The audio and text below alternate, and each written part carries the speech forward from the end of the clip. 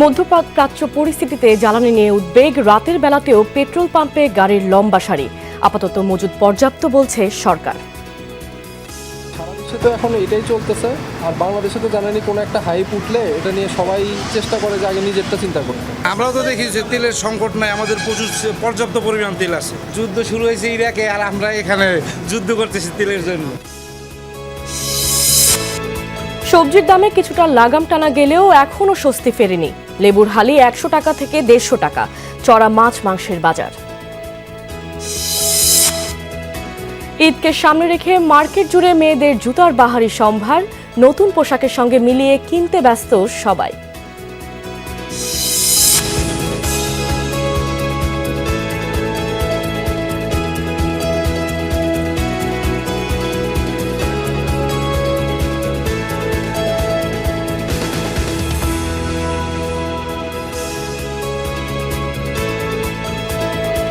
এতক্ষণ শিরোনাম দেখছিলেন, এবার বিস্তারিত।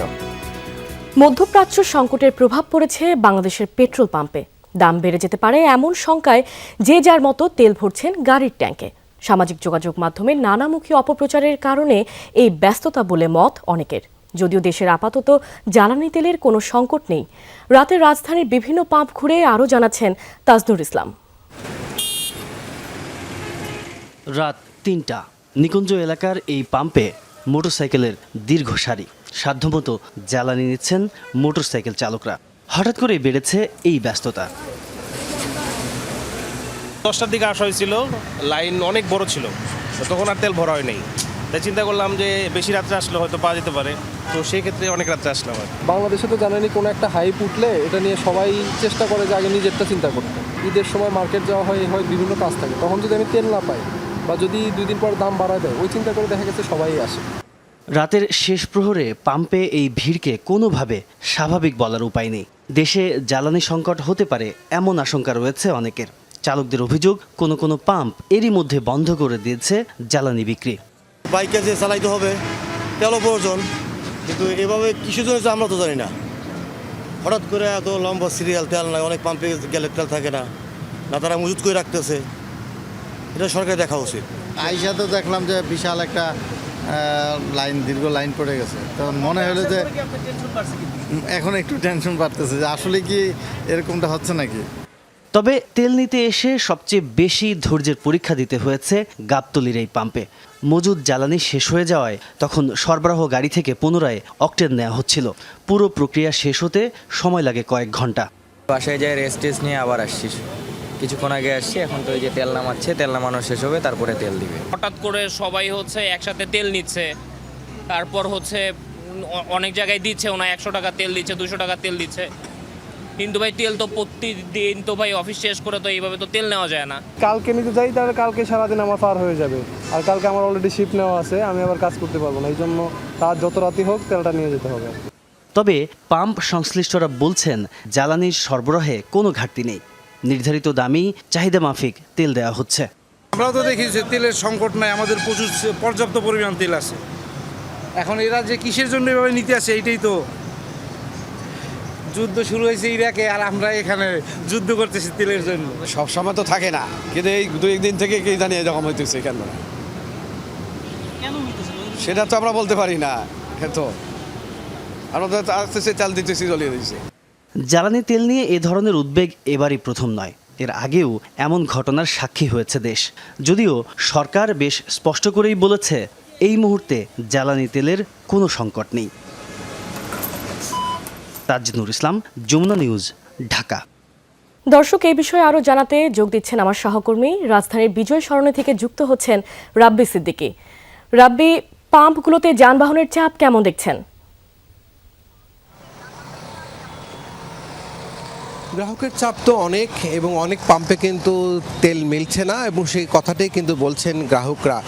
এবং আমি আছি এখন বিজয় সরণির যে filling station, trust filling station, এবং এখানে দেখতেই পাচ্ছেন যে তেল নেবার জন্য এই ফিলিং স্টেশনে দীর্ঘ লাইন, এবং এই লাইনটি এমন পর্যায়ে গেছে যে ঘন্টার পর ঘন্টা অপেক্ষা করেও তেল মিলছে না, এবং সে কথাই কিন্তু বলছেন যারা তেল নিতে এসেছেন তারা। এবং পাম্প কর্তৃপক্ষ বলছে তাদের পর্যাপ্ত জ্বালানি আছে, কোনো সংকট নেই, কিন্তু মানুষের ভিতরে এক ধরনের আতঙ্ক, যারা এই শহরে তাদের চাকা না ঘুরলে সংসার চলবে না, জীবন চলবে না, তারা কিন্তু আতঙ্কে আছেন। আপনার চোখে মুখে এক ধরনের আতঙ্ক কাজ করছে। আসলে কতক্ষণ ধরে এখানে দাঁড়িয়ে আছেন? প্রায় 1 ঘন্টা হয়েছে দাঁড়ায় আছি। 1 ঘন্টা ধরে লাইনে দাঁড়ায় দাঁড়ায় আসতেছিলাম।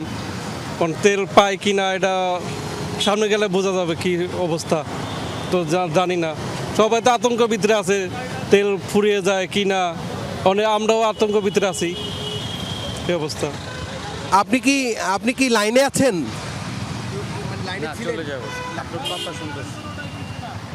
অনেকেই লাইনে মানে এত সময় ধরে লাইনে দাঁড়িয়ে থেকে তেল নেবার জন্য যে ধৈর্যটুকু, সেই ধৈর্যটুকু অনেকে হারিয়ে ফেলছেন, কারণ প্রায় ঘন্টা খানেক ধরে কিন্তু লাইনে দাঁড়িয়ে আছেন, কিন্তু তেল লাইনে দাঁড়িয়ে তাদেরকে তেল নিতে হচ্ছে। এই ছিল এখানকার বিদ্যাসারণী পেট্রোল পাম্পের অবস্থা। সবগুলো পেট্রোল পাম্পে কিন্তু এরকম দীর্ঘ গাড়ির সারি।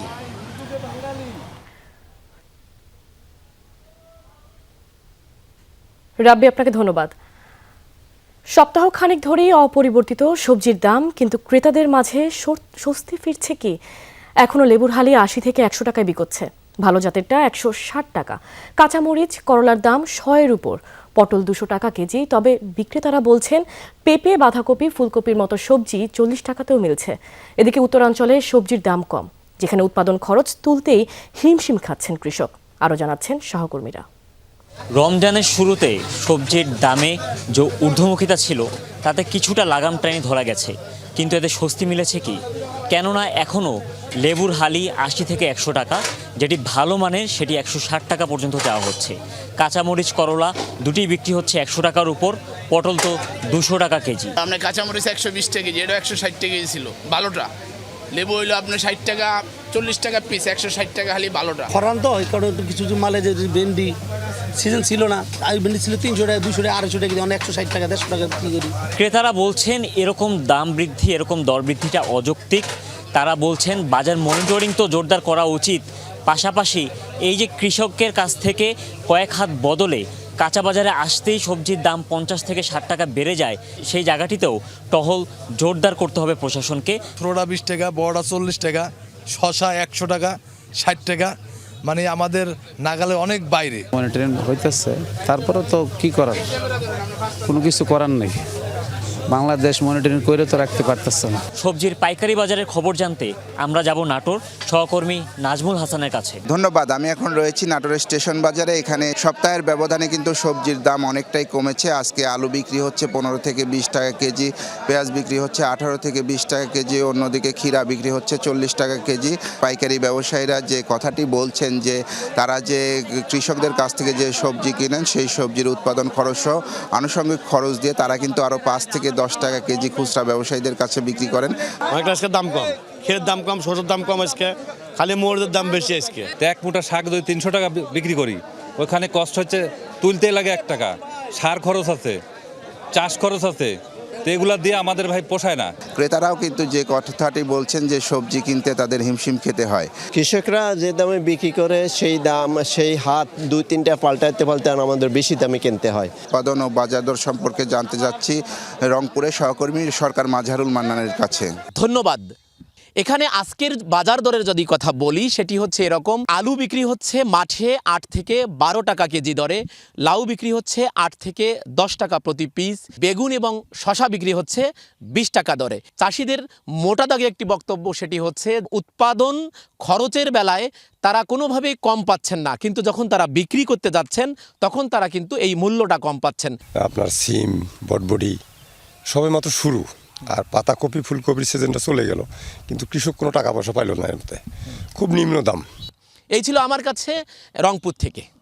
রমজান মাসেও স্বস্তি ফেরেনি রাজধানীর মাছ মাংসের বাজারে, এখনও বাড়তি দরে বিক্রি হচ্ছে। দোকানিরা বলছেন এই মাসে চাহিদা কিছুটা বাড়ে, কিন্তু সেই অনুপাতে যোগান নেই। ক্রেতাদের অভিযোগ, সিয়াম সাধনার এ মাসেও বন্ধ হয়নি কারসাজি। রমজানের শুরুতেই অস্থির ছিল রাজধানীর মাছ বাজার। সরবরাহ সংকটের অজুহাতে দাম বাড়িয়ে দেয় দোকানিরা, এখনও সেই ধারা অব্যাহত আছে। সপ্তাহের ব্যবধানে নদীর মাছের দাম বেড়েছে কেজিতে 50 থেকে 100 টাকা, আর চাষের জাতের দাম বেড়েছে 20 থেকে 30 টাকা। বোয়ালের কেজি 600 থেকে 700 টাকা। মান বেঁধে চিংড়ি 800 থেকে 1200 টাকা দরে বিক্রি হচ্ছে। বড় রুইয়ের কেজি 600 টাকা, আর কাতল বিক্রি হচ্ছে 500 থেকে 600 টাকায়। এখন আর কমবে না, ঈদ আইতাছে না, ঢাকাতে এখন মাছ খুবই কমাইতেছে, মানুষ ধরতেছে না জানলার মাছ। গ্রামে মালটা চলবে বেশি, এই জন্য ঢাকা মাল আসে কম, মালটার একটু দাম আগের থেকে কিছু বেশি। আগের দাম 5 কেজি 6 কেজি করে, এখন 3 কেজি 4 কেজির মতো নিচ্ছে। মাংসের দামেও ঊর্ধ্বমুখী প্রবণতা। গরুর মাংসের দাম কিছুটা বেড়ে দাঁড়িয়েছে 800 টাকায়। খাসির মাংসের দামও 1200 টাকার আশেপাশে। ব্রয়লার ও দেশি মুরগির দাম কেজিতে বেড়েছে 30 থেকে 50 টাকা। আরতে আমরা 10টা কষাই গেছি, 10টা কষাই গঙ্গ 100 মাল লাগবো, আর তো গিয়ে দেখতেছি 50টা মাল 60টা মাল। আগে দাম কম ছিল গরুর, অনেক দাম একটু বাড়তি গরুর, অনেক ঈদ সামনে আইতেছে, কুরবানির লেগে গরু গৃহস্থ বেচে না। বড়টা পাওয়া গেছে, ছোটটা পাওয়া যায় না, আবার ছোটটা পাওয়া গেছে, মাঝারিটা পাওয়া যায় না, এই জন্য সাইজ ক্রাইসিস দিকে এরা দামও বাড়ায় বেছে। ক্রেতারা বলছেন রমজান মাসেও থেমে নেই সিন্ডিকেটের তৎপরতা। ক্রেতাদের প্রত্যাশা বাজারে স্বস্তি ফেরাতে কঠোর হবে নতুন সরকার। গরুর মাংস কেজি 780 টাকা, তো এটা কয়জন আর কিনে খাওয়ার সাধ্য আছে? অনেক দাম বাড়তি, এখন আমরা এবার কিভাবে খাবো? এইভাবে যদি বাড়তি হয়। ক্রেতাদের প্রত্যাশা বাজারে স্বস্তি ফেরাতে কঠোর হবে নতুন সরকার। সাজদিন অন্তরা, যমুনা নিউজ, ঢাকা। ঈদ মানেই নতুন পোশাক, নতুন সাজ। আর পরিপূর্ণ সাজের জন্য পোশাকের সঙ্গে মানানসই জুতার গুরুত্ব কম নয়। তাই ঈদকে সামনে রেখে মার্কেট জুড়ে এখন মেয়েদের জুতার বাহারি সম্ভার। নতুন পোশাকের সঙ্গে মিলিয়ে জুতা কিনতে ব্যস্ত সব বয়সী নারীরা। ঈদের আনন্দে নিজেকে সাজাতে মেয়েরা যেমন পোশাকের দিকে নজর দিচ্ছেন, তেমনি গুরুত্ব দিচ্ছেন জুতাকেও। কারণ একটি সুন্দর ও আরামদায়ক জুতা পারে পুরো লুকটাই বদলে দিতে। তাই প্রিয়জনদের সাথে উৎসবের দিনটি আরও আনন্দময় করে তুলতে পছন্দের জুতার দিকে নজর ক্রেতাদের। রাজধানীর শপিং মলগুলোতে দেখা মিলছে নতুন ডিজাইনের sandal, block heel, kitten heel আর স্টোন ও পার্লের সাজানো পার্টি শু। তরুণীরা খুঁজছেন এমন জুতা যা একদিকে ফ্যাশনেবল, অন্যদিকে আরামদায়কও। ঈদ উপলক্ষে আমি ফ্ল্যাট টাইপের জুতাগুলোই প্রেফার করছি। এটা আমি সবসময় রাফ ইউজও করবো, ঈদের জন্য আমি এটাই নিচ্ছি আর কি, ফ্ল্যাটে। জুতা তো হচ্ছে এক এক ড্রেস আপের উপরে ডিপেন্ড করে কে কোনটা পরবে, যে ড্রেসের সাথে যেটা ম্যাচ হয়। স্লিপারই কমফোর্টেবল, আসলে যে কোনো ঘরে পরতে পারি, বাহিরেও পরা যায়। এবারের ট্রেন্ডে রয়েছে পেস্টেল রং, নিউড শেড, সিলভার ও গোল্ডেন টোন। পোশাকের সঙ্গে মিলিয়ে কিংবা কন্ট্রাস্ট করে জুতা কেনার প্রবণতাও বেড়েছে। বিশেষ করে সালোয়ার কামিজ ও শাড়ির সঙ্গে মানানসই হালকা হিলের জুতার চাহিদা বেশি। ঈদে দেখা যায় একটু গর্জিয়াস জামা কাপড় পরি, ওইগুলোর সাথে একটু হিল বা পার্টি শুজে আসলে যায়। হিলস ভালো লাগে, হিলসের মধ্যে ব্ল্যাক আর নুডের মধ্যে প্রেফার করি, বিকজ সব ড্রেসের সাথে যায়। কালারের ভিতরে একটু হালকা কালারগুলাই ভালো লাগে, ব্ল্যাক তো কমন, হালকা কালার স্যান্ডেলগুলো বা শুগুলাই ভালো লাগছে। বিক্রেতারা বলছেন ডিজাইনের পাশাপাশি এখন গুণগত মান ও আরাম নিয়েও সচেতন ক্রেতারা। তাই নতুন কালেকশনে রাখা হয়েছে হালকা, টেকসই ও আরামদায়ক বিভিন্ন ধরনের জুতা। ঈদকে কেন্দ্র করে আমাদের এক্সক্লুসিভ কিছু ডিজাইন করা হয়েছে, যেগুলো হচ্ছে আপনার বক্স হিল, পেন্সিল হিল এবং ওয়েজেস হিল। সবগুলো হিলই কমফোর্টেবল। ঈদ উপলক্ষে হিউজ কালেকশনস হচ্ছে হিলসে অ্যান্ড হচ্ছে ব্যাগসে আসছে। ম্যাক্সিমাম কাস্টমাররা হচ্ছে ট্রান্সপারেন্ট যে জুতাগুলা, শু টাইপের যে জুতাগুলা অ্যান্ড ফ্ল্যাটের মধ্যে হচ্ছে তারা ঈদ উপলক্ষে পছন্দ করছে। কেনাকাটা এখনো আরম্ভ হয় না, জুতা সাধারণত শেষের দিকে হয়ে থাকে। বেসিক্যালি আমরা যেটা বুঝতে পারছি, কাস্টমার আগ্রহটা একটু ছোট হিলের দিকে। ঈদের সাজে একটি মানানসই জুতা যেমন বাড়িয়ে দেয় আত্মবিশ্বাস, তেমনি পুরো সাজে আনে পরিপূর্ণতা। সৌরভী সায়েদা, যমুনা নিউজ, ঢাকা। এবার অনেকটা আগে ভাগেই শুরু হয়েছে চুয়াডাঙ্গা ঈদের কেনাকাটা। রোজার শুরু থেকেই পছন্দের পোশাক কিনতে বিপণী বিতান ও শপিং মলে ভিড় করছেন ক্রেতারা। শেষ সময়ের ভিড় ও বাড়তি দামের চাপ এড়াতে অনেকেই আগেই কেনাকাটা সেরে নিচ্ছেন। ক্রেতা বিক্রেতারা বলছেন পণ্যের দাম কিছুটা বাড়লেও কেনাকাটা তুঙ্গে। রোজার শুরুতে ঈদের আমেজ ছড়িয়ে পড়েছে চুয়াডাঙ্গার মার্কেট ও বিপণী বিতানগুলোতে। সকাল থেকে রাত পর্যন্ত শহরের বড়বাজার, নিউ মার্কেট সহ বিভিন্ন শপিং মলে দেখা যাচ্ছে ক্রেতাদের উপচে পড়া ভিড়। মধ্য রমজানে নারী, তরুণ তরুণী ও শিশুদের পোশাকের দোকানগুলোতে বেশি ভিড়। পছন্দের পোশাক কিনতে ও শেষ সময়ের ঝামেলা এড়াতে কেনাকাটা সারছেন অনেকেই। তবে দাম নিয়ে রয়েছে মিশ্র প্রতিক্রিয়া। খুবই ভালো লাগছে, আমার নিজের দেশে আমি একটু বাজার করতে পারছি, খুব আনন্দ লাগছে, সাশ্রয়ী মূল্যে পাচ্ছি। বিভিন্ন রেটের বিভিন্ন ক্যাটাগরির পাঞ্জাবি ছেলেরা চয়েস করছে বাড়িতে। এখানে সব ছাড়া রিজনেবল প্রাইসে পাচ্ছি। এদিকে রোজার শুরু থেকেই ক্রেতাদের উপস্থিতি থাকায় খুশি ব্যবসায়ীরাও। তাদের আশা, ঈদ যত ঘনিয়ে আসবে ততই বাড়বে কেনাকাটার চাপ। কিছু জিমিচু শাড়ি আছে, চমক শাড়ি আছে, কাতান শাড়ি আছে, এগুলো আমাদের দেশি আইটেমটা পণ্যটা এবার বেশি বিক্রি। 15 রোজার পর থেকে প্যান্টটা বেশি বিক্রি হয়, এখন বেশি বিক্রি হচ্ছে আমাদের পাঞ্জাবিটা। রোজার কেনাকাটাটা শুরু থেকেই দেখা যাচ্ছে, খেয়াল করা যাচ্ছে যে আগের অন্যবারের তুলনায় একটু মোটামুটি একটু বেশি। ন্যায্য মূল্য ও মানসম্পন্ন পণ্য ভোক্তাদের কাছে পৌঁছাতে নিয়মিত তদারকি ও অভিযান চালাচ্ছে প্রশাসন, দাবি কর্মকর্তাদের।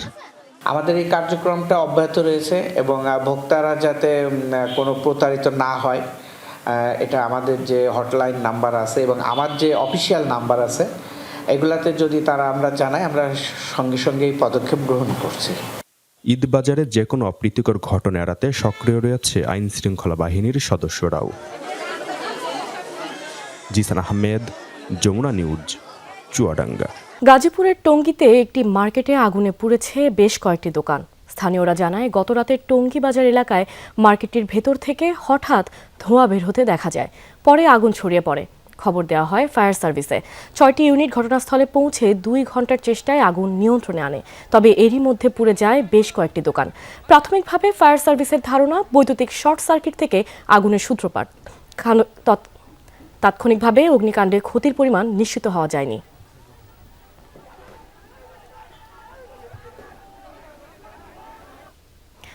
গেল সপ্তাহেও মার্কিন ডলারের দাম অপরিবর্তিত ছিল, তবে সপ্তাহের শেষ কার্যদিবসে কমেছে বেশিরভাগ বিদেশি মুদ্রার দাম। এনসিসি ব্যাংকের তথ্য মতে সপ্তাহের শুরুর দিকে মার্কিন ডলার লেনদেন হয়েছে 122 টাকা 70 পয়সায়।